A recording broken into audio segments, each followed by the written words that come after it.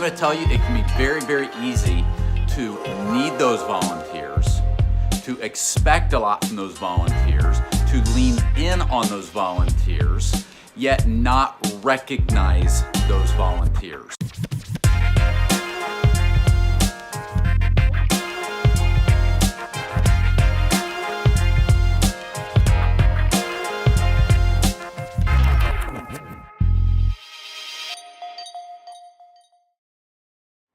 One of your most valuable assets as a ministry leader, a nonprofit leader, are volunteers. And you've heard me say it a million times that volunteers are the lifeblood of your ministry or your nonprofit organization.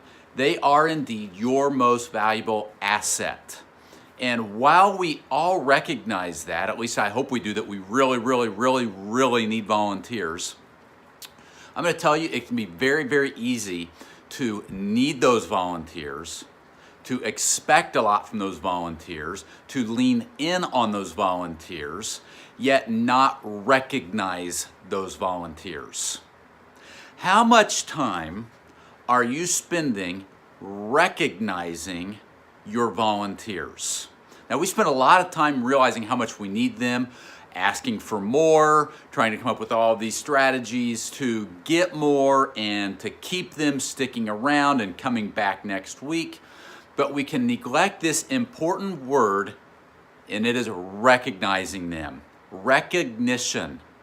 Now, if you want volunteers that come back week after week, if you want volunteers that don't just come back every week as a warm body, but are really passionate and excited, if you want volunteers that are recruiting other volunteers, you need to get these two things down right. You need to make sure you've got a good reputation, and you need to make sure you are recognizing them. Two important R words.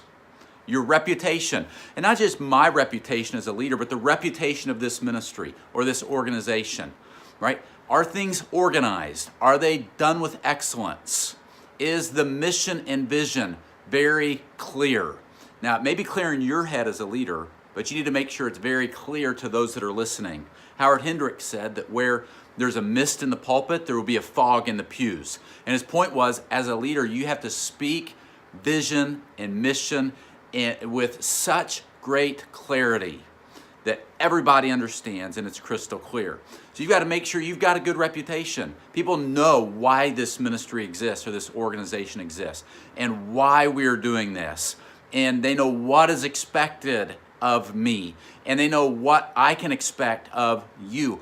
And not only does the organization or the ministry have to have a good reputation, but you need to have a good reputation. In other words, these volunteers need to connect with you. They need to have a relationship with you. They need to have trust in you. They need to connect with your heart. And then once you've got that reputation part down, make sure you are recognizing them. And go overboard at recognizing your volunteers. I wonder if I asked you to take an honest analysis of how much time you spend recognizing your volunteers, how would you score? How would you do? Recognizing your volunteers is not something that should just happen once a year at an annual event or once a year at a Christmas party or open house. You should be every week recognizing those volunteers. Volunteers need to be reminded that they are part of something significant, that they are part of something much bigger than themselves, that they are part of a movement, that they are part of a mission, and recognize those volunteers every week. So here's a frog I want you to eat today.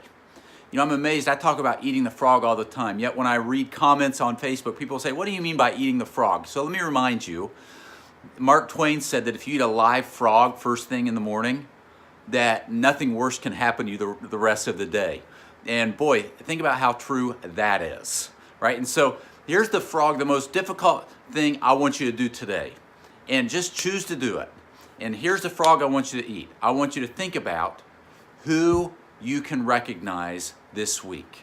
Pick 2 or 3 volunteers and ask yourself, what can I do to recognize these volunteers this week? And then next week, what can I do to recognize some more volunteers? And the following week, what can I do to recognize some more volunteers? recognizing your volunteers. And this same principle works for employees as well.